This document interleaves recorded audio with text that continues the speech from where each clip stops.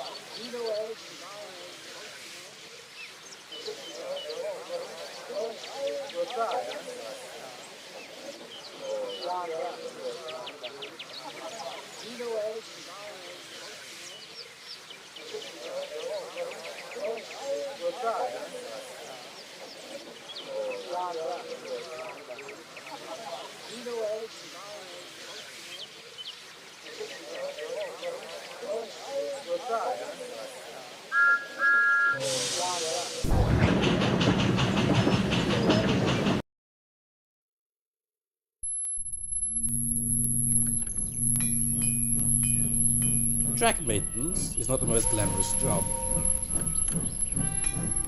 The engines considered it slow, monotonous, and dull. Fergus was the exception. He relished helping the workmen, replacing old rails and ballast, finding it most satisfying. You can't do it right on the wrong rails, he'd say. Without this work, your treasured express couldn't run. The other engines rolled their eyes. If you asked them, Fergus was more than welcome to it.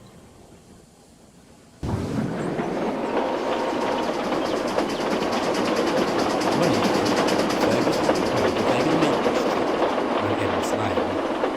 The tracks between Lower Sutherland and Upper Brendon needed to be replaced. Workmen loaded their tools into a van, behind which Fergus coupled 2 trucks of ballast and a flatbed of new rails and sleepers. When all was ready, he pushed the train down the line.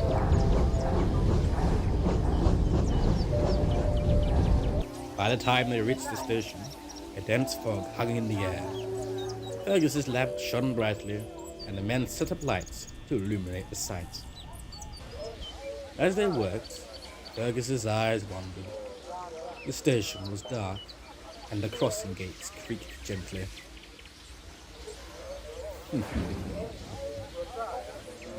A low chuckle broke Fergus's trance.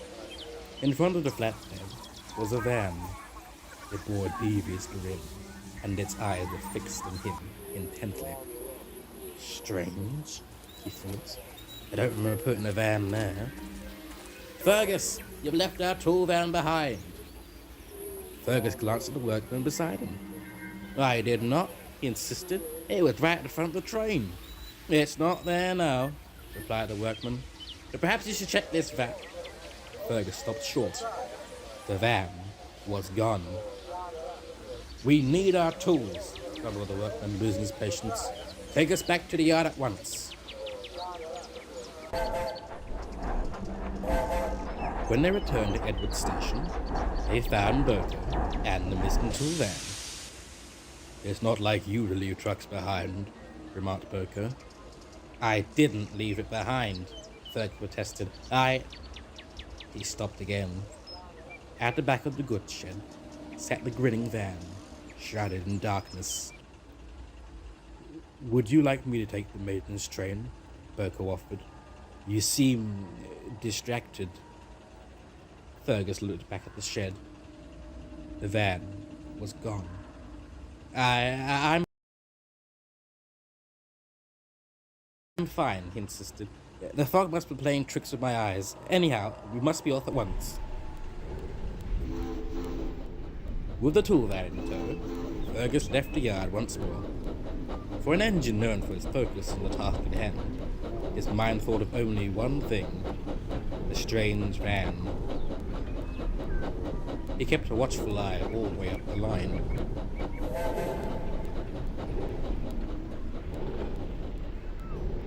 Now that they were properly equipped, the men worked fast. They replaced the rails in Lower Sudbury and slowly worked their way along the hill towards Upper Brendam. All the while, Fergus was quiet. "Not to worry, old boy," comforted his driver.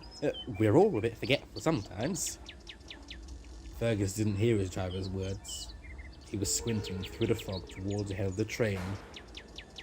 In front of the ballast trucks was a barely visible grin.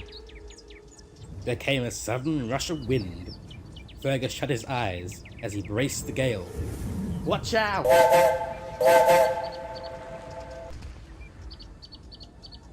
Fergus opened one eye to identify the source of the noise, only to find himself face to face with the van and its awful smirk. "I don't know who you are," Fergus bellowed, "but I've had..." Suddenly, Fergus was being pushed down the hill, his brakes screaming as he tried to hold the train. The sound mixing with the howling wind and the violent cracking of the van. Fergus shut his eyes, straining all his power.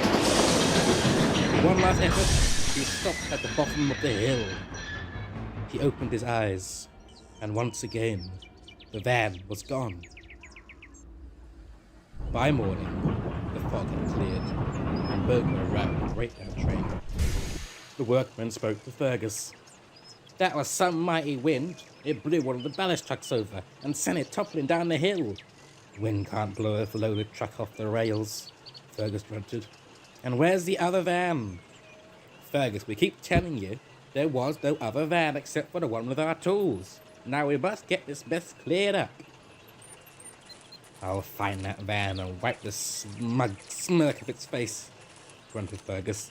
"No one interrupts my work." "You're not likely to find it," Boker chuckled dryly, "for it doesn't exist." "Whatever do you mean?" "Railwaymen have always been superstitious about the number 13, explained Boko. "That doesn't just apply to engines. When batches of wagons were built, the 13th was always treated with apprehension. Superstitions are nothing but tish-tosh." And continued. "I heard a particularly unlucky van, supposedly the 13th in its batch, and misfortune certainly followed it. One night, an engine derailed while moving it with some old sidings. When the crew returned with a crane, the van had, well, vanished." "And?" Fergus urged. "Some say it was broken up," finished Boker, "while others swear it's a trickster, roaming the rails in pursuit of mischief. When things go wrong without reason, it's likely the work of the 13th van. Many dismiss it, but you know what you saw." Fergus said nothing. As far-fetched as poltergeist seemed, he couldn't explain how the van moved and disappeared on its own accord. He continued his work with the maintenance crews, was more focused and alert than ever before. He would never admit into believing in his ghosts, but every foggy night he remains on guard, lest he receive a visit from the 13th van.